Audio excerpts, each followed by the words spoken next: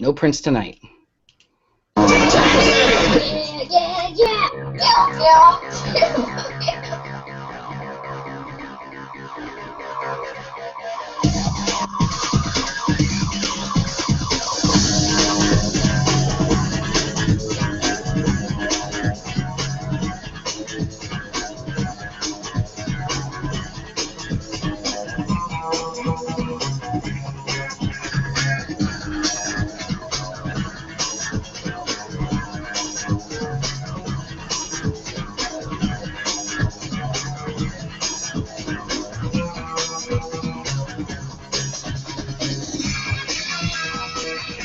Oh, tonight we're going to stop the presses and stop the noise.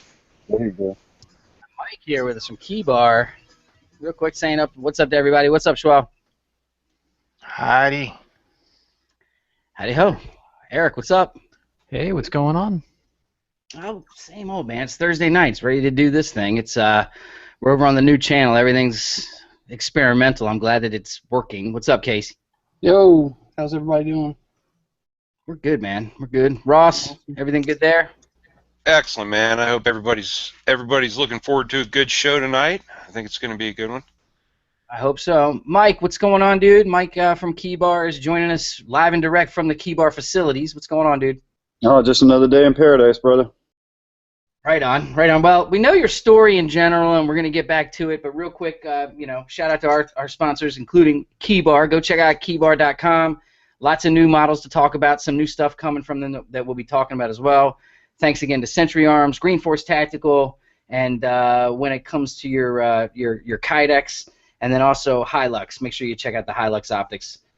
Also, we're going to be talking about some stuff during Tech Time tonight. We got a lot of stories teed up, a few videos that I didn't even tell the guys about that we're going to get into tonight that are pretty interesting. But let's do the thing the way we do it and talk to Mike first. Tell us a little bit about what's going on in the world of Key Bar, how he's involved in the gun world. My Key Bar is in right here. Let's talk about what this thing is. Before I even throw it to you, Mike, 2 years ago, I was at SHOT Show and I was at I remember this. I was at the Grand Lux eating lunch. Yep. And you walked by and we recognized each other from social media. We said, "What's up?" You reached into your satchel and you threw down a couple Key Bars, and I shared one, I think probably with guys or I don't even remember, but I ended up with this carbon fiber like Key Bar, and it's gone through a couple changes, a couple things, a couple different uses, but it's settled in as my #1 go-to. I got my Gerber dime on there, I got my car key, and then I got all my essential keys, but it doesn't rattle. It's not some big mess that messes up my pocket. Right. It's got the clip on there. We'll talk about the product, but you saw this need when you were working in a situation where you had a shit ton of keys to manage, correct? Yeah, basically, I freaking had 15 keys on a big carabiner. I was that guy making all the jingle jangle walking down the hallway. I worked in a hotel, so I had 15 keys and a screwdriver and a flash drive and all that crap in my pocket. And I was into pocket knives at the time, making knives, and I made a key holder, put a pocket clip on it, and it became something. It was a hobby, and then it became something more than that, and it just really took off, man. And it's been an awesome journey. And now you're at the point where you've recently moved, correct? Yeah, we were in a garage for 3 years, one-car garage, and it got to a point we had 7 people coming to my house every day to work, and we finally bought a building and bought all the machinery to make them ourselves and not outsource, and so everything's made right here in this shop in Savannah now. Right on. So at one point you were bringing in all the parts, putting them in boxes, shipping them out, having the website rocking and rolling. We were buying the parts fresh off the machine, and then we were finishing them all, assembling them, and then doing all the packaging and all that in-house. So there was a lot to it, and it took manpower, and then it moved to sales. Now it's, a lot of it is sales and marketing, and that's the big thing now. And you've got a lot of custom work that you're doing for different companies because people want their names on these, correct? Well, I think that is why we're here today, is because of that. From day one, making it your own personal key holder was what sells the Key Bar. For very little charge, you can get it pretty much however you want it, out of whatever material you want to, make it out of, and it'll be yours, and nobody's going to have that.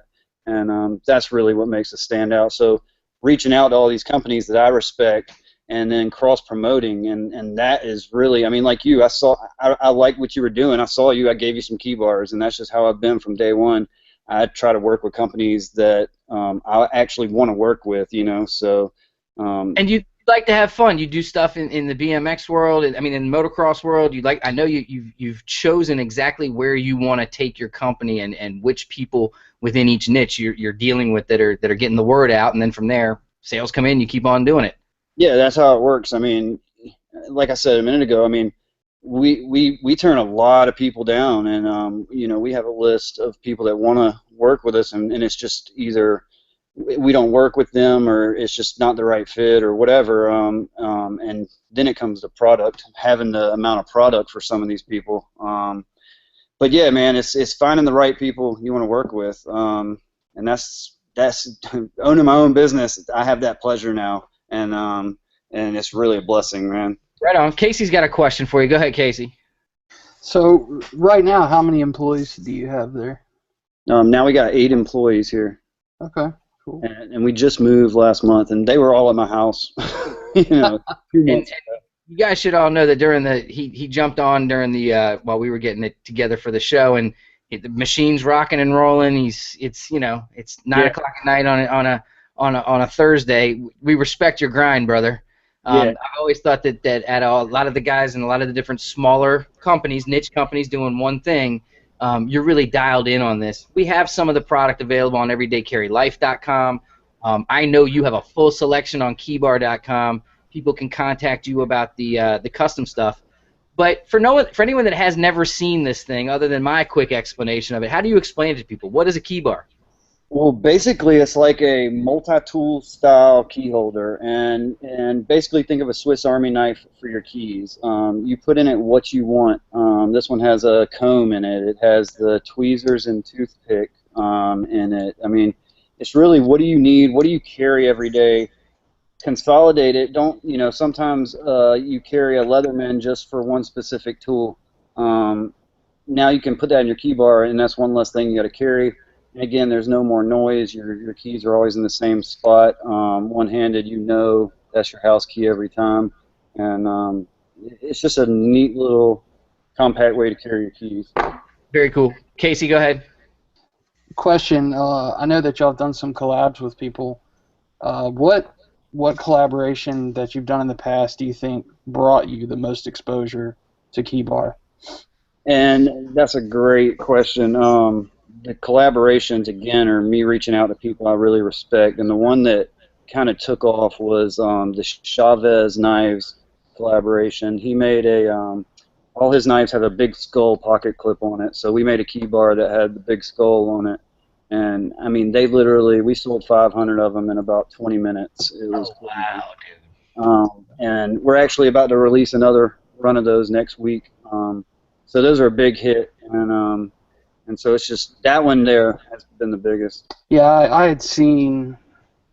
I think I'd heard of you before, but then you did something for SOE, and that's when I looked at it and said, "Oh, okay, this is what." That's funny. John actually texted me today and said, "Do another run of something awesome." And now we actually just bought this Hoss CNC machine to make them in house, and now we can really get creative.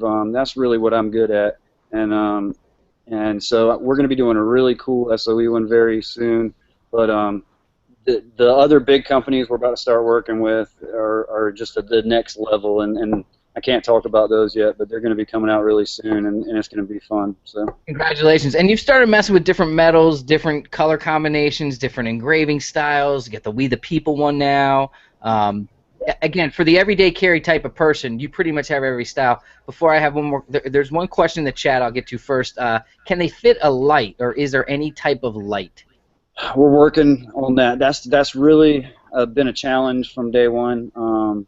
We're working with a couple different companies to try to make that happen, and it's really a cost thing at the end of the day, and having to get it made overseas, and that we really don't want to have to do that. So we're thinking, we're still working on it, but we're not. Got it. And then my question for you is, being the guy that watches all this stuff come out of a machine every day, every week, every month, how many times have you upgraded or switched out or been like, oh, God, I got to have that one? Every day. Every day, pretty much. It's not every other day or so I'm coming out with something new, and that's what I'm doing here tonight. I mean, it's 9 o'clock, like you said. I just finished a new key bar. We'll release tomorrow, and I'll carry it for a couple days, and if I like it, we'll release it. So I was dialing in that program just now, but yeah, it's very often I switch. I did have one more question. Sorry. Any plans for another size, slightly bigger, maybe? It's really nothing in the works You right can say now, no. but we can. No. No, I was just curious. I was curious. Right now, we're Go ahead, just Ross. sticking with the basic size, and it seems to work. And really, it's the very few that need a bigger one. It's not worth it for us to retool for that. So, What is Understood. the maximum key length, overall length that the I think it's company like uses? I don't. It's on my website. I'm not Okay. exactly Gotcha. sure, but yeah, I have one that has like 157 keys in it. We take it to trade shows like that wide. It's pretty funny. Ross, go ahead. Well, I was just wondering where you got your accessories, your like little comb and whatnot. Is that something that you guys sell, or is that something that you found somewhere? Yeah, no, we make everything that we sell on our website. So we work with a company called Spectrum Energetics, and we actually met them guys at SHOT Show that first year. We met Kevin, and they're a water jet company. So basically anything we can design or draw, they water jet out for us, and we make everything. All of our accessories are made out of titanium. Our pocket clips, our lanyard links. Most people that buy these things have no idea what titanium really even is, but and they're like, just make that little loop right there out of stainless, and we don't. We try to use the best material because it's lifetime guaranteed, and I'm making it, my name's on it, so Very cool, man. Very cool. And congratulations on a successful American-run business. Yeah, thank you, man. It's been a challenge, but it's been awesome and rewarding, and we're able to buy the equipment to make this stuff. If you had asked me 2 years ago if I would be a machinist today, it's been a complete different path. But yeah, I think it's the right choice, man. Not having to depend on somebody else to supply my product. Well, what time does Michael get to go home at night every night now? Usually be 7 o'clock, 7:30. Now that I'm working at home, though, it was a lot different. I'd work till 3 o'clock in the morning, and because I'm at home, and it was. But now that there's a little separation, I'm actually getting home and spending a little time with the wife, and we've hired some really good people to step in and take away a lot of work off my plate. So that's helped a lot. Congrats. Mm-hmm. Just wrapping up here by showing a little bit of a video from Such 00. Everyone knows Such. Like another one right there, man. Like, I respect his videos and watch them, and I reached out to him at NRA, I think, and gave him that key bar, and he carried it for like a year, and then finally made a video. I didn't ask him to make a video, but obviously he liked it, and he did an awesome video for us, and so. Yep. He's solid, man. We like him as well. And again, I thanked you day one when you handed me this one, and I thank you today because I'm still using it. I find it incredible, man. And again, it's like you said, and then it's progressed to the point that you've seen what we've done with this show, and now you support the show, and now Keybar is a proud sponsor. Next week we'll give one away, and because what we've been doing is we've been rewarding the people watching live and asking them a question about what was on the live thing, and basically asking that question. And so we'll pop a question out next week. We'll give away a key bar next week. Mike, thanks again. Anyone else got a question before we run? I'm measuring keys tonight. I'll pull the trigger finally. Well, anybody watching the show, I will throw a coupon code up on the website. We'll call it Tack Daddy, and it'll get you 10% off, and we'll do that for you guys for the next week or so. And Tack Daddy's website also carries some awesome key bars, so go check that out. Right on, man. We appreciate it. We'll make sure we promote that over the next next few days as we're pushing this out. We are. I'll go ahead and tell you now. We're working on an AR tool that we're going to try to release here very soon to go in it. And I'm actually dialing that in. I keep breaking them, but I'm going to break them until it'll get this stupid nut off of my stuck AR. And if it'll get that one off, it'll get anyone off. So that's going to be coming out really soon. So very cool. Very cool. Well, Michael, we'd like to get back to doing what you do. We appreciate it. Thanks again for the support of the show, and we'll talk to you soon for sure. We'll see you at NRA. Are you going to be there, or Blade Show, or any of the other stuff coming up? We'll be at NRA, and we'll be at the Jaeger party. We'll see you guys there. We will be sure to track you down. Yes, Appreciate it, man. Thanks again, and we'll talk to you soon. Once again, it's Michael from KeyBar. Go check out keybar.com. He's going to jump off, get back to work. We're going to get into these stories of the week. Guys, you got any other questions about KeyBar? Take it easy, Mike. No, we're good. No, what a cool concept, though. You know what I mean? Be able to lock everything up into one little package there. A home built multi-tool. I like it. Custom built. Well, I knew Schwell was going to get excited about the AR tool, because now he'll get one just to put a key with it, so he can have the AR tool within his. I was about to put that in the chat. Absolutely. I'm wondering what that tool is, you know. AR tool. Maybe next we can get an AK tool, and then I was thinking AK tool maybe, or a Glock tool next. Something. Well, he said he was trying to get a nut off. I mean a Glock of some sort. But anyway, front sight tool. There you go. Ross, you mentioned American business, family business. He's just a solid dude. He's been a giver ever since I met the guy. And like I said, anyone that comes up and just hands me something, they got my attention. From there, you use it. You watch what he does with his company. It gets to the point where we're working together. It's pretty cool because I'm convinced that the best companies out there start in somebody's single car garage. A lot of them do. They really do. Or in the 5th bedroom with a green screen and brother just. True enough. Could be. All right, so let's get over to the. Let's talk about that real quick. I'll throw it to you guys because obviously I know what everyone's answer is to. Do you carry a gun to church and gun-free zones? Kind of some of the stuff we talked about on Facebook this week. Does anyone have any follow-up that has any insight to that beyond just? Well, of course I do. You know, I'm there to protect my family. Any anecdotes, any interactions with pastors, anything like that they want to share while we're getting my tee up these guys? I didn't tee this up, but there was just Montgomeryville, a guy who went into a church and shot a guy dead. You need to be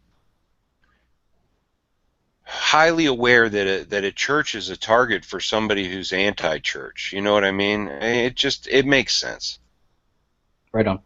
Thanks, everybody, for joining us tonight. We appreciate it. We know that the switch kind of to some people is going to take a second to get subscribed to the new channel. If you're not subscribed to Gun News Weekly, please do so. We appreciate it. Lots going on here. Lots of cool stuff going to happen on this channel. All the live stuff that used to be on Kevin the Tac Daddy channel. If there's a Gun News Weekly host, co-host, any of us doing anything, we're going to put that content here. It'll be all the live stuff, all the different events. And then the special new series we'll be talking about at the end of the show tonight, which we talked about last week, but we didn't really mention it. We started off the show with the Prince music, thinking that it would be cool to just kind of pay tribute to Prince, and woke up the next morning and got a bunch of emails, a bunch of attention that the show got muted. I apologize. I went in, I admitted that it was their copyright. I did all that stuff you're supposed to do. I don't think it ever fixed it, so we appreciate anyone that tried to watch it, couldn't see it. We'll repeat the important stuff tonight at the end of the channel. Yeah, at the end of the show.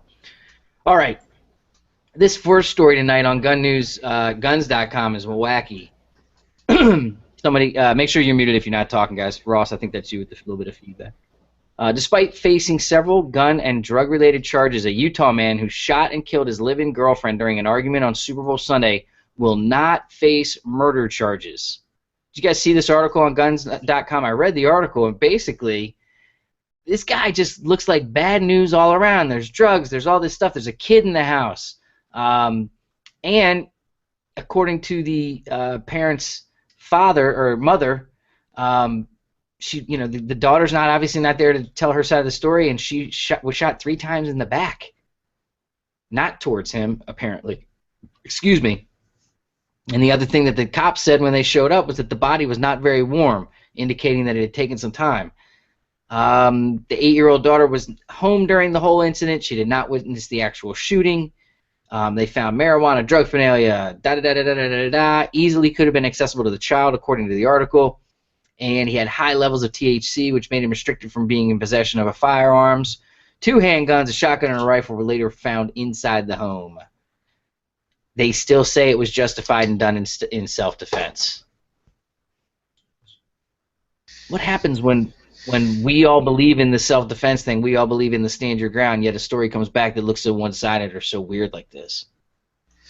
Well, all I can say about that is we don't know all the facts. Obviously, there's something that leads them to believe that it's self-defense, although from an outsider looking in, it certainly doesn't seem that way.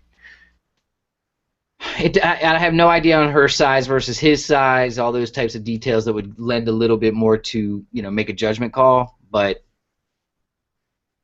I mean, again, he posts bail on the drug charges for having possession, and she's dead, and he's not being charged. Bizarre. On to the next one, Orlando. Schwell, you got this story from Orlando? I know you found at least 3 or 4 more sources, right? No, I didn't. I didn't even look it up. But it says felon out on bond, shot dead after pulling gun on CWP holder. It seems an argument broke out between 2 customers at an Orlando gas station early Monday morning, and it turned deadly when one man was shot. But authorities say at this point it appears the man who fired the shots acted in self-defense. Let's see.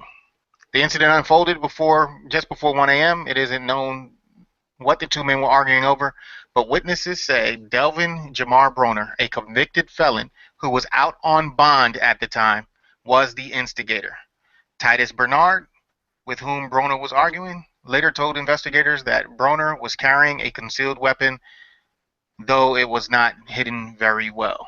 Looked like the argument escalated. Broner pulled a gun on Bernard, but Bernard, who is also a valid CCW holder, pulled his as well.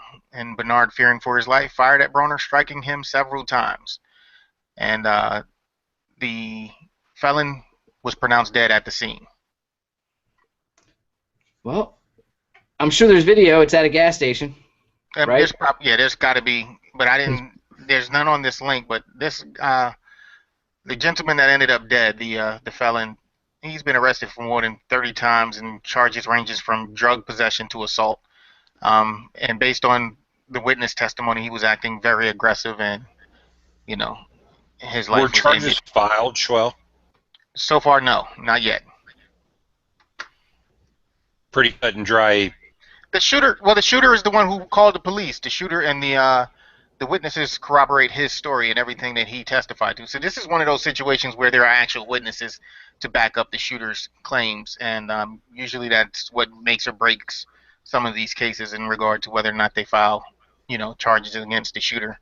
But he was a concealed weapons holder, a legal holder, and this gentleman, the other gentleman that had the gun, was out on bond, a convicted felon out on bond who had a gun as well. So, who has a major history of right other felonies behind him. It sounds like one of those cases of he finally got what was coming.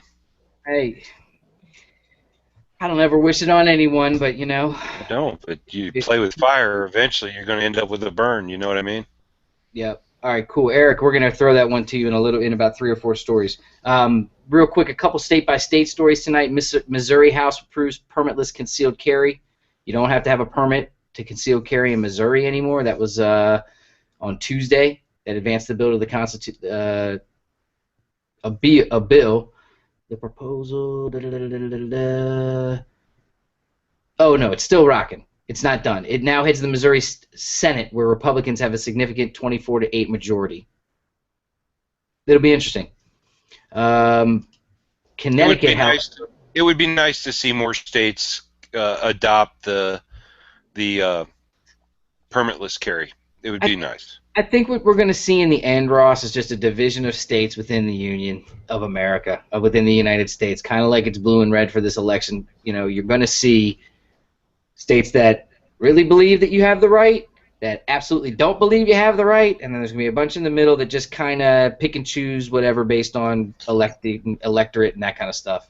You know what? I think you're right. I do. I think you're 100% right. The only problem with that is that the criminals don't care.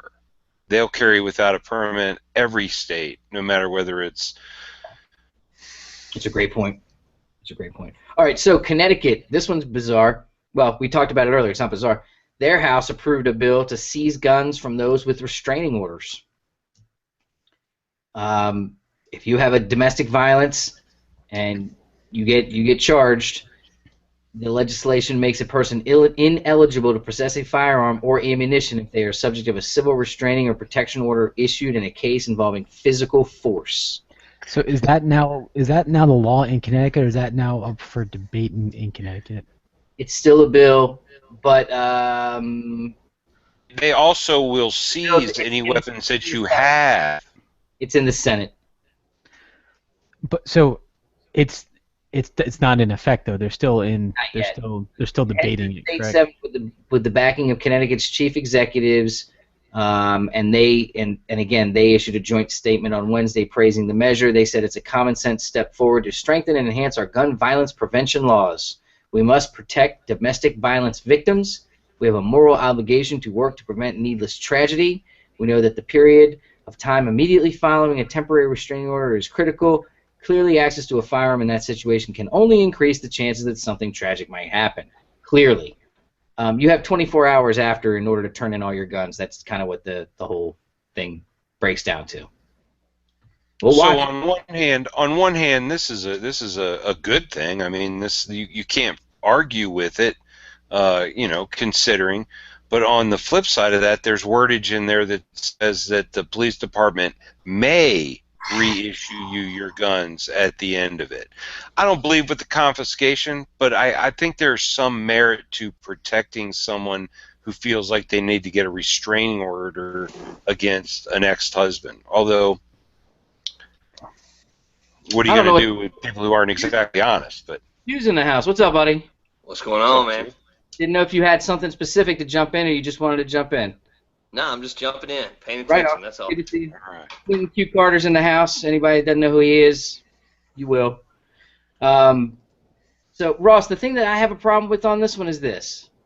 And again, I don't know where my head goes with it, but so dude smacks his wife, or maybe doesn't. In Florida, if the cops are called, someone's going to jail. Let's just say someone's a little crazy and decides, you know what, I'm going to get a restraining order on this guy so he doesn't come to my work and fuck up my job and tell people how crazy I really am. Gets the restraining order on him. Now he doesn't have the right. Let's say he doesn't hit her and she's just crazy. Now he doesn't have the right to protect himself. You're right. In cases where people are being people and not being honest, it's definitely going to be a detriment to have people seizing your weapons and you're not going to be able to protect yourself. On the flip side, in an honest world, you could see this as a good thing. This makes sense, if you will. All right, we'll see. We'll see how it goes. Who's going to seize the guns to the guy that doesn't want to give them up? Sheriff's Department. my big problem is that the wording is the police department can or may reissue your guns when the restraining order has expired. It doesn't say they have to. It says that they may do it. So that's where I run into a huge problem with this. Well, I think it's the legislation is still under debate, so that verbiage may change. But when it comes to restraining orders, sometimes they expire, but the case isn't. There's still pending litigation. There's still pending, if it's charges, still pending charges. So just because the restraining order expired doesn't mean the situation is resolved. So I think what they're trying to do is trying to find some way to kind of fit in there where there could be something going on. The restraining order has expired because they do have time limits. But if there's still litigation or charges or something happening that person doesn't get, my guess is, doesn't get a weapon back and now takes revenge or goes after the person that requested the restraining order on the person. And then keep their knives, right? This is just guns. I don't know what their samurai sword collection on the walls is safe. They would just take the guns. Can you, if you can share that link, we can do some research on it. All right, no problem. That's over on guns.com. for everybody else out there that wants to check it out. All right, flying through a couple other little stories and then a couple cool videos to watch. Burglar sues a homeowner who shot him. This was in Dunkirk, Indiana, in 2014. The guy was breaking into a garage. The guy shot him. The guy survived, and now he is suing him for damages. The guy who shot him. And I think that it should be the other way around. The homeowner should actually sue the person breaking in for undue stress and post-traumatic stress, because now he has to worry, not only did he fire his weapon in anger, he shot someone. He's going to have to pay for that for the rest of his life, regardless whether he was right or wrong. You still deal with that. So if he wants to play this fuck game and the burglar sue the homeowner, no problem. Sue him right back. He doesn't have anything. You're not going to be able to take anything from him. But at least garnish his tax return for the next 40 years so he doesn't go get to buy a new set of 26s or something, you know? I agree with Q. Hold on, there's more to the story here. He says that he never was intending to steal property. He was just going there. Why exactly he went to go in there is unknown. But it's the public right-of-way off and off the property. Yeah. One of the rounds that he fired, according to the complaint, caused serious and permanent damage. Although he pled guilty to the burglary, he didn't do any jail time. Instead, they sent him home with some electronic jewelry. The homeowner, however, Mr. Warning Shot, went to jail for 60 days, and the lawsuit asked for a monetary award in the amount sufficient to compensate the burglar for all damages. Well, I think we heard. What state was that? Indiana? Indiana. Is it a flee state where you have to flee first? Or I've seen cases like this in the past. When I first got my CCW back in 90 whatever in Nevada, that was one of those states where you had to show that you were trying to flee before you were able to use any kind of deadly force or anything like that for someone. And a lot of times in those cases or in those states, burglars are actually suing homeowners who shoot them and don't kill them. So, folks, finish the job. You also got to know your state laws. Like in Mass, the castle doctrine, if you can retreat, you don't, but you have the ability to, you can still be held liable if you discharge your firearm. So just know what your state and know what your state laws are. Yeah, we're going to have a special report just on that, on what to do after you fire, if you should have to, depending on your states and all that kind of stuff. It amazes me. This next story amazes me. It's right here in Coral Springs where I am in Florida, and it just amazes me that people are still able to walk into a bank with a hood and something over their face and get money and leave and get away with it in today's world. But it's happened twice in the last 2 weeks, it looks like. Middle of University Drive, right in the middle of downtown. Guy goes into a bank, gets money, and leaves. It's amazing to me that still happens, but it does. Dude, it's easier today than it's ever been. People got their nose planted in their phones 99% of the time. I also just saw where there was a bank robbery in China, and this makes a lot of sense. The people that went in, the very first thing they told everyone in the bank was, the money belongs to the government, your life belongs to you. So kind of puts into perspective, how much are you willing to try to stop that burglary when you know that robbery really doesn't affect you any? I tell you, as long as the guy doesn't point the gun in my face, and I'm in a bank, I'm gonna politely listen to what he has to say. If he starts shooting, it's on. I mean, that's just the way I see it. Different. Yep. All right, so this next one, Eric, you kind of had the lowdown on this Robert Durst story with the dude with the show with this thing. Yeah, Robert Durst, he's kind of been in the news, or if you are a fan of HBO, he had a show called The Jinx, kind of like a reality show called The Jinx, the life and the deaths of Robert Durst. He's been investigated for years for the death of one of his wife, and I guess during the last episode of that show, off camera, he's getting up from his final interview. He more or less they claim he more or less said, "I'm sorry, I did do it." Apparently, they also found some firearms or weapon charges on him. He was either carrying, or they found it in his hotel or what he was staying.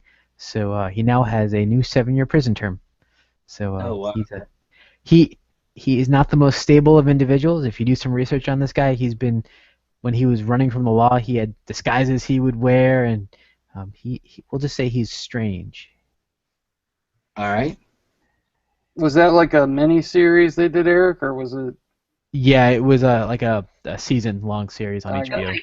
Art imitates life, imitates art kind of thing, where he was producing things that were imitating him doing things. Is that kind of the gist? It was a series about basically kind of proving it. Did he kill his wife or did he not kill his wife? It's kind of like a real crime drama, I guess. True Really? crime, real crime. Yeah. Never Last year or 2 years ago? A couple years ago? Got it. All right, a couple other quick stories. That's the Robert Durst one. Gun store fights back. Did you hear about this in Arlington? I believe it's Virginia. It's the only Arlington I know of. Yes, it is Virginia. I sure did hear about this one. All right, you guys take it away. Gun store fights back and sues 64 individuals trying to pressure them out of business. This is the only gun store. Is it Fairfax, Virginia? I Arlington. believe. Arlington, sorry. Arlington.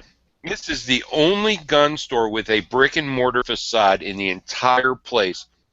The local representatives were trying to push him out, writing letters, going on social media, making all these falsehoods about, are you ready to pay for all the murders that you're going to bring into our city, and all the left-wing, nutty-ass gun slogans that they always pull out. And this guy got granted approval to start his gun store there. And afterwards, he decided to go after his representative that made all these defamation. He's calling them defamations against him for, I want to say it was a little over $2 million going after him. $2 million in damages. That's exactly what it says. Yep. And it, you know what? It's about time. These guys on the other side are not afraid to lie and cheat and steal to try to put an honest businessman out of business. Casey, is this like a liberal pocket of Virginia? I thought Virginia was a gun-loving state. What's going on? Well, you know, if you look at all the elections, Virginia is now a blue state, and it's because it's carried by Northern Virginia.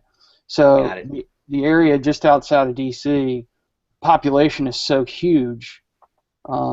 You know, you got a lot of liberals up around D.C., Beltway area, Fairfax, Crush, baby. Just remember, they're also the state that they just tried to rescind.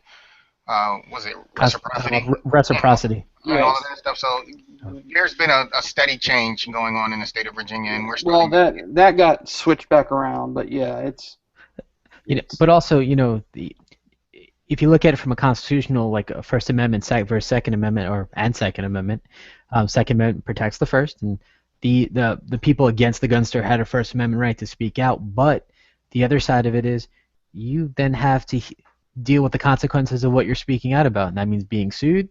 You know, if you're speaking out and it's libelous, now you can be sued for libel and so forth. So the key for this story, though, Eric, is they were sending letters to local businesses that were around it. They sent letters to the landlord of the location. Now, this guy is renting his location, and they sent those letters on official letterheads. So now they're using their position in a way that they're not supposed to. So that's where all of this stuff comes into play. Had they not sent it on official letterheads, I don't think that this guy has a case. But because they did it in that capacity, he has a case that they're using their position to try and to destroy their business.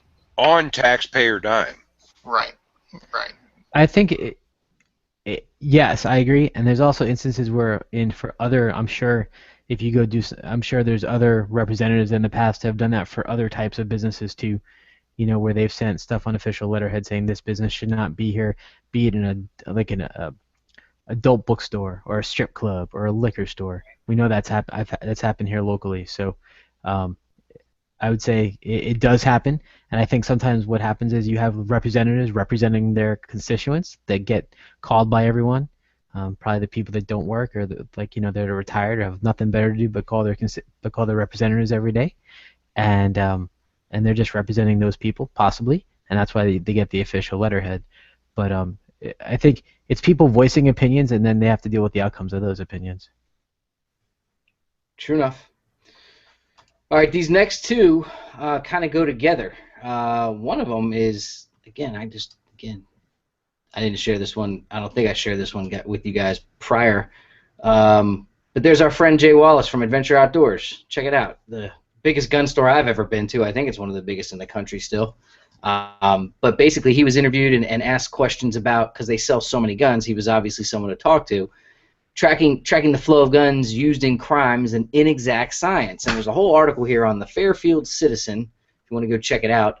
But, Mr. Wallace said, quote, "A firearm takes on a life of its own after it leaves. It can be bought and sold many times over." And Ross had a comment just a couple stories ago that all relates to this as well. But once again, of the 7,600 and change firearms recovered in New York that were retraced by the ATF in 2014, only 1,397 or 1,200 of them were originally sold there. Some were from Virginia, Georgia, and Pennsylvania. So not only that, we know that criminals get guns from other sources other than from the counter. The other story that kind of connects to this is what's going on in Chicago. It's just unbelievable. There's a story on Recoil magazine that kind of, again, Back to Bedlam, Cop Haters Make Up Your Mind is the name of the story. But it talks about what these LEO officers are seeing, what's going on in the departments, some other things that are going on. But it talks about all the crime that's going on, and we all know that these guns weren't all legally bought. Just impossible.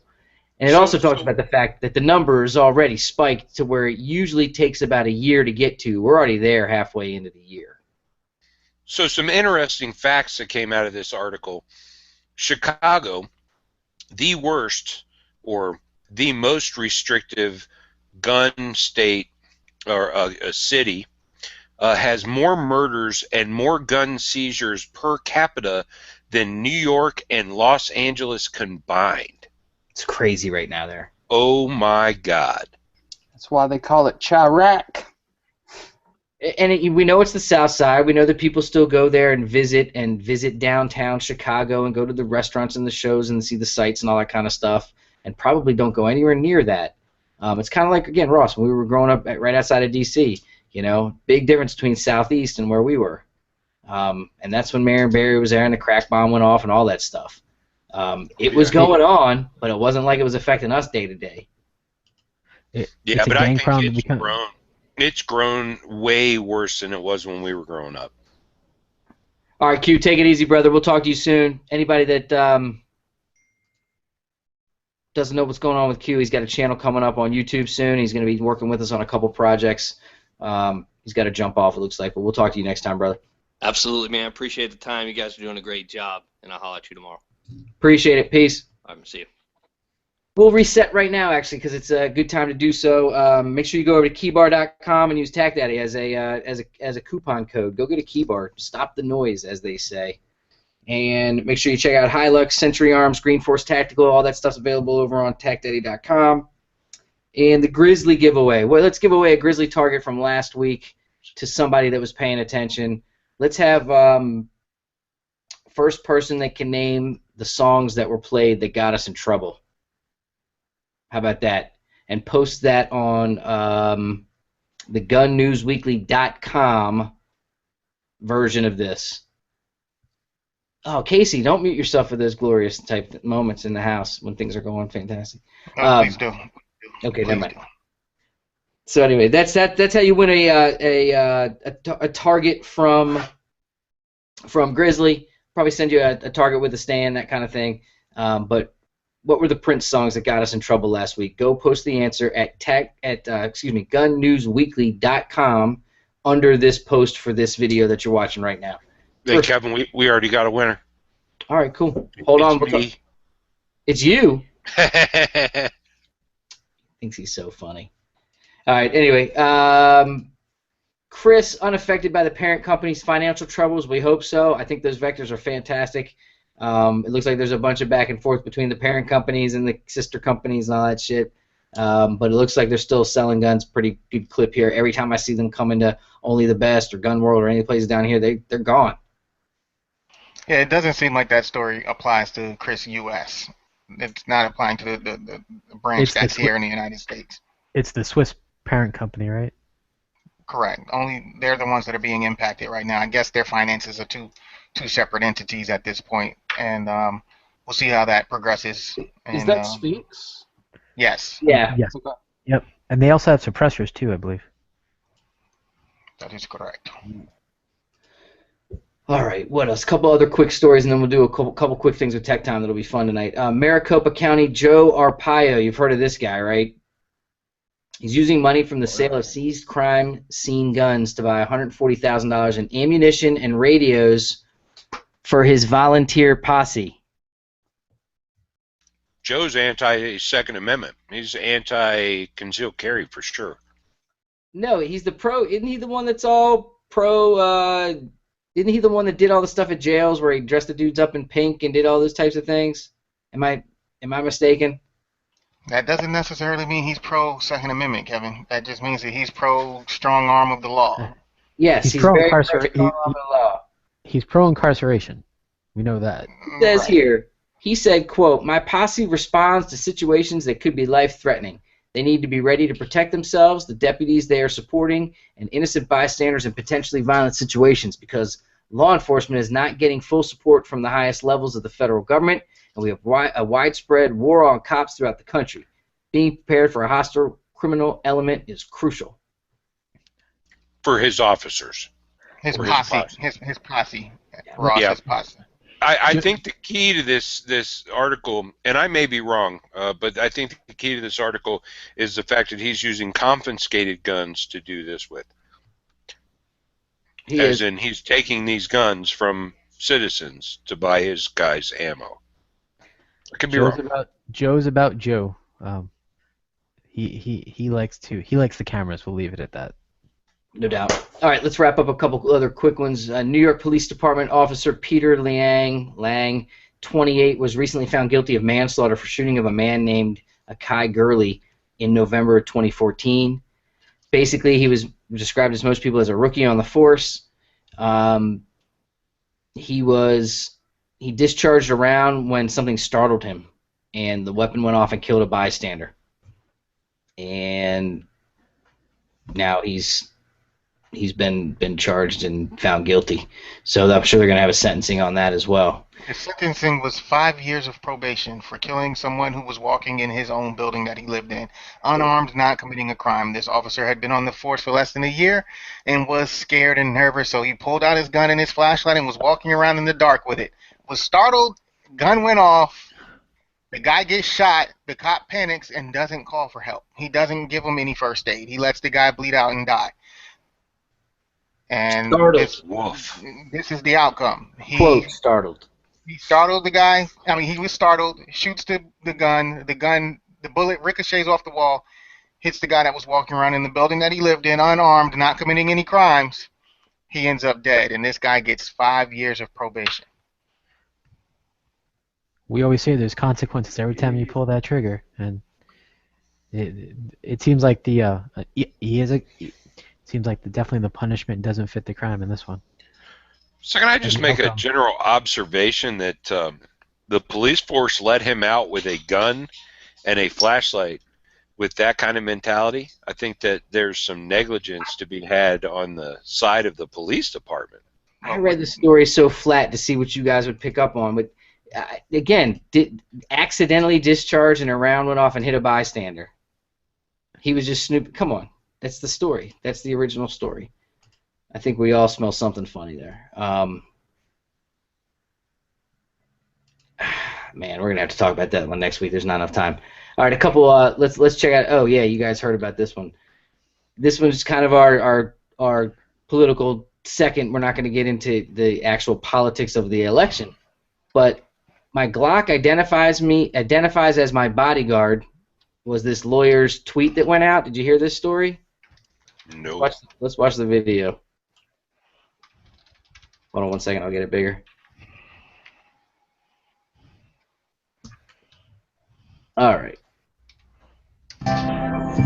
Retailer Target announced last week that it would allow transgender employees and customers to use the restroom or fitting rooms facility that corresponds with their gender identity. The company's announcement may be in response to the passage of North Carolina's new law, which bans transgender people from using bathrooms of their specified gender. Anita Staver, lawyer and president of Liberty Counsel, a religious liberty group based in Orlando, tweeted late last week that she plans to take her Glock 45 to the ladies' room at Target. Her tweet reads, "I'm taking a Glock 45 to the ladies' room. It identifies as my bodyguard. Hashtag boycott Target at Target." Staver went on to specify that the gun wasn't intended for a hypothetical transgender attack, but for the hypothetical perverts who will use the law to gain access to women. Okay, so you guys are mad that I played that one, but too bad. I thought it was important because of her tweet that said basically when she got all the backlash from her original tweet, she said, "Oh, by the way, I always carry a gun when I go to a public bathroom." And then the back and People forth. need to stop being so sensitive. Jeez Louise, man. Well, I'm not trying to cover the gender issue whatsoever. I'm trying to cover the fact that this lady's saying, "I'm taking my gun into a bathroom, period, end of story. I don't care which gender comes in here." And people do it thousands of times a day. People take their Glocks or whatever into the bathroom. Good for her. There you go. People need to quit complaining. Did you hear about the body cam footage showing the officer shooting the suspect in the face after he reached for the gun? Did you guys watch this video? It's long, and I have to skip through a couple parts, but it's very interesting. It's one hell of a foot chase, too. It's one hell of a foot chase. The guy gets out. Well, again, there's several things. I'm going to pause it a couple times just for discussion, but here's the beginning of it. And there's no noise until the chase really starts, and so the noise is going to come in just a second here.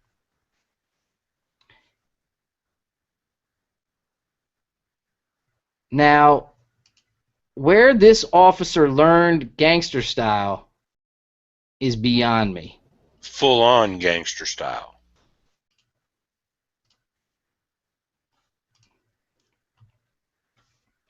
So he's got it on him sideways, and now the audio kicks in. Shot fired, one running. So did you guys see this as he did shoot him right there? Oh, yeah, he was hit. Okay. And then, because he goes to the taser after a long chase here, and again, I'm going to kind of just chase, running around the hotel, running around the back of the... I'm assuming he was hit because later in the video he said, "I've got one that's been hit." Well, right here is where... He got him right in the face. Okay, and then right here. Now he pulls out a taser with the left hand. The other thing is he's running with the gun out in front of him the whole time. I question some of the... So there he hits him with the taser. Guy gets up and keeps running. Coming back to the... I wonder if he actually got him or his clothing. Now he's got the gun out and he's still right there on the guy. I'm sorry. I watched the video. I laughed the entire time I watched it. One, the way he was holding the gun. Two, the cop was running with the gun and his arms extended straight out with the gun and pulled out a taser and was still able to keep up with you. Just give up. You have no speed, son. Sit down. Sit down. He's still running. This is where the guy gets pretty funny. He's like, "I'm out of breath." But he's literally, he catches up to him here. He could have shot him. I mean, let's give him credit. He could have just started popping the guy. But obviously he's running away. He didn't. It doesn't look like the probes from the taser are still in the guy, so that probably failed. I'm just a little puzzled. If you were able, or if you saw a reason to shoot once, you should have other reason to shoot after that first engagement. I mean, that guy couldn't have hit him from that far away. And it's proof that the average cop is not ready to run 3 minutes. That's what I gained. No, but nope, not many people are ready to run at full sprint for 3 minutes. I could jump out of this chair right now and run for 5 minutes. Full sprint? Full sprint with gear on, with kit, and holding a gun and flashlight, and a taser. He should have holstered the gun after he shot him in the face. Easy to play armchair quarterback. Yeah, I'm no armchair officer here. I'm not. I can't call it. I just thought it was comedy. I mean, they ran around the building and ended up right back where they started. Yes. And So- now, this is where, so ATAC was watching this part with me, and she's like, did you see what I saw? I was like, yes. Watch this. Now he's running up. 2 cops have intercepted the suspect and have the suspect on the ground. You're telling me that cop's not pointing right at those 2 dudes? This guy and this guy? Is this a case where he's using his flashlight on his gun as a using that flashlight for everything else? I think so, Kevin. I think so, Eric. I think you're absolutely correct. Listen to him. We're good. No, you're not. No, you're not. He sounded like Casey. We're good. He needs 911 to go make sure he doesn't have a heart attack. And that's no disparaging to any law enforcement that are listening and watching. No, they know we support him. This is obviously someone that we can pick apart, though. Man, why'd you go to the gun? God. What did he say to him? Why did you He drop said, your "Man, gun? what?" God damn or something? I thought he said, "Why'd you grab for my gun or something?" Ah, man.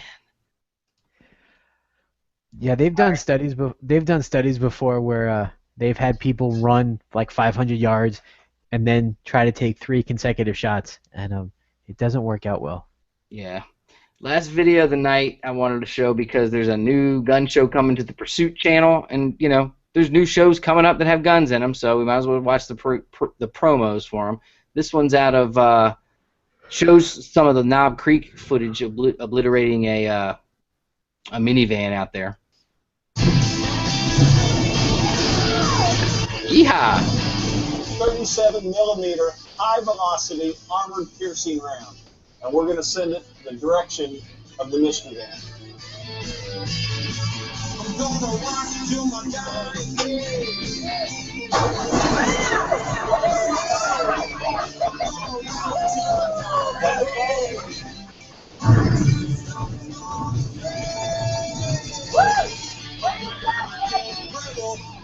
I hope they vetted these people before they started production. That's all I'm going to say. Dude, you could drink a beer out of that shell. Vetted people don't sell shows. I mean, Morons. he was introduced as the host as a singer-songwriter. What's the vet? Must have jaded background. Is that what we're saying? All right, let's talk about a couple products real quick. Well, do you have the DDC charging handle close by? No. Well, you suck. Hey, are you selling there, Kevin? I am. They're on TagDaddy.com. Gotcha. The other thing that's on TagDaddy.com that we're going to be hearing about a little bit soon is a couple of different products from a Swedish knife company called Ica. I did not know what Sandvik steel was, but now I do. And let me tell you, this stuff is badass. This is the little hatchet knife. We've got about 4 or 5 of their new products up there, and this thing is the real deal. But I wanted to show you the 17-inch, what they call the combi saw. You look at this thing, and it's just like whatever, but it would definitely fit into a backpack. 17 inches top to bottom, and it obviously looks like it turns into like a little saw, right? But what's cool about it is if you look inside closely, and I'll show you in a second, it's this simple. You open it up, you pull back this little spring action thing here, and then you pick which of the 3 blades you want to use. Put the spring back over, this goes under, this guy opens up, there's a little tab in here, and boom. Show and tell with Kevin. There it is. I was envisioning a spring thing flying out and Kevin chopping his arm off. Stop. So there 3 it is. different types of blades, huh? 3 different blades, and that's what's cool about it. It's got one for plastic, metal, and then obviously for wood. Where's the... I actually think that is a badass little tool. So I assume that it's got a hacksaw blade in it, a wood blade, and some intermediary blade. Yep. Right now, $70, $69.99. Right on. Super lightweight. It's got a 5-year guarantee on it. You can get it in orange and black, you can also get replacement blades, et cetera, et cetera. Dude, you could get a lot of trades guys to buy something like that. I think it's a great bushcraft thing, don't you? I think it's a great, if it's well built. I mean, I don't have it in my hands, but it looks well built. If it's well built, I can tell you right now that good hacksaws are always a necessity in many of the construction fields. Lightweight. I think I have the. Do I have the weight? Yeah, 12 ounces. Super lightweight. It's a cool thing. And again, the company's been around since 1882. They're out of Sweden. There's a lot of stuff you're going to be hearing about this because we're going to do a lot of different things, some custom stuff with them, et cetera, et cetera. But it's called Ika. You can look them up on the internet right now. You can go, and there's a massive Sweden site that you can translate over into English, or you can just go to tagdaddy.com. I've got most of the stuff up on the 4 or 5 products that we're starting out with. Really cool regular knife that's under $70. The hatchet, there's a machete, there's a bunch of other stuff coming from them that's pretty cool that I do like. The other thing I wanted to mention was, and shout out to Nancy from Tough Products. I checked out their website today. There you go. Well, one thing you may or may not have seen that she introduced me to when I saw her at Only the Best this past week was the EDC pen. First of all, she was like, write with it. And I was like, oh, I just kind of signed my name on it, but I've been using it, writing with it. It's a great writer. I mean, it writes nicely. It's got the, but here's the cool features on it. It's got the glass breaker tip on the back, right? It's got the stylus on the inside, and then it's got your handy dandy handcuff key inside as well. Pretty I cool. like any product that comes with a handcuff key. Again, go over to Tough Products, check that out over there, and again, that's toughproducts.com. Thanks again, Nancy. Appreciate it. They've also got some nice belts too. They do some good belt work too. I like their EDC belts, and I talked to one person who's using their competitive belt, and they said it's fantastic, but I don't know much about the competitive stuff. Grizzly. Do you have that side charging handle close to you, Kevin? I have it, but I haven't. Okay, so I guess what I learned was that even my Ruger is a billet upper. I tried to install it several, again, played with it. It just doesn't fit properly. What happens is it doesn't. It gets in. I can put it in exactly like instructions say, but then the bolt is like really tight for some reason. So I'll have to find again just a regular forged upper and swap one out. No, I don't have anything, but I'll find something. But yeah, it doesn't work on billet uppers, and it doesn't work on like the head down guns because the rail wraps around just a little bit further, But I think, yeah. Do you have a spike upper? Your jack has the spike upper, right? Yes, but it's not in the house. It's billet too, isn't it? That's billet too. Yeah, that's a full billet gun, and they're being worked on. And most no worries. Are billet. Yeah. Speaking of the head down, go check out Head Down in their Angry Wifey model. And did you see the new rail from them this week? I know Schwell did. Did anybody else see it? No, is it on their website? I'm not too sure. Probably Facebook, that kind of stuff. But let's wrap it up. I wanted to shout out one more of our friends and congratulate Rob Pincus. In case anyone was unaware, he'll be speaking at the NRA event coming up in Louisville next month. So congratulations to Rob. Go check out his series, the PDN. Again, that's the Personal Defense Network. We'll be bringing him on probably either next week or the following week. I got to talk to him. Defensive Mindset. Great place to start when you're talking about the CD series and the DVD series that he's got there. Go on over to his. I think he's got something going on now where it's under $10 a month, and you get full access to all his knowledge and all of his database of everything. Dude, his video is great. Very great knowledgeable. Stuff. Yeah, really good stuff. It'll be cool to see what he has to say out at the NRA event. Any other announcements we need to make this week, Schwell? No? No. Just don't forget, guys, Inspire should be releasing the week prior to NRA annual meetings, and I'll be there. Kevin will be there. I think Casey said he was going to try and be there as well if he can make it happen. And I want to give a shout out to my little brother Brody. I I love those guys. I just love everything about their family and the way that they stick together, and I just love his drive, and he's an inspiration to me and everything that I go through with my health. I just think about Brody, and it puts a smile on my face, and I just want to give him a shout and hope he's watching tonight. And if he's not, hopefully Misty or one of them can turn up the volume and tell him, hey, Brody, we're thinking about you. We love you, brother, and we can't wait to see you again. Hopefully I'll be able to get up there before the year is over to come and hang out with you for a day or two. 100%. We're gonna have to do a Brody episode of Inspire, bro. I'm calling it. We're just gonna have to make it happen. Yeah. Even if it's just a personal one, just for us, it's gonna have to happen. And I completely agree with everything you had to say. Shout out to Brody and the fam and all the great news that came out this week. We're very happy for you. And again, we'll keep on supporting you and appreciate the support that you've shown us, and also all the people that stuck around for the whole show. We appreciate it. Please share this with your friends. Please get this out. Let everyone know that Gun News Weekly is now its own channel, its own entities. You're looking at the team. Ross is here. Casey's here. Eric's here. Swell's here as always. Q's joining us. He'll be with us at NRA as well. You want to meet Q for the first time, and you're going to be at NRA. He will be with us most of the time, some of the time for sure. Check out TacDaddy.com. Check out EverydayCarryLife.com. Thank you to Frank and everybody that has supported us along the way. We do appreciate it. Check out everybody's on the panel's Facebooks, all that kind of stuff. But in the meantime, make sure you support the Gun News Weekly thing. We're going to push it hard, get some great guests on here, do some great stuff with this new series. Appreciate all the support tonight, and make sure you check out Funker Tactical as well. We'll talk to you guys soon. Until then, fellas, good night. Good night, man. Peace. Bye.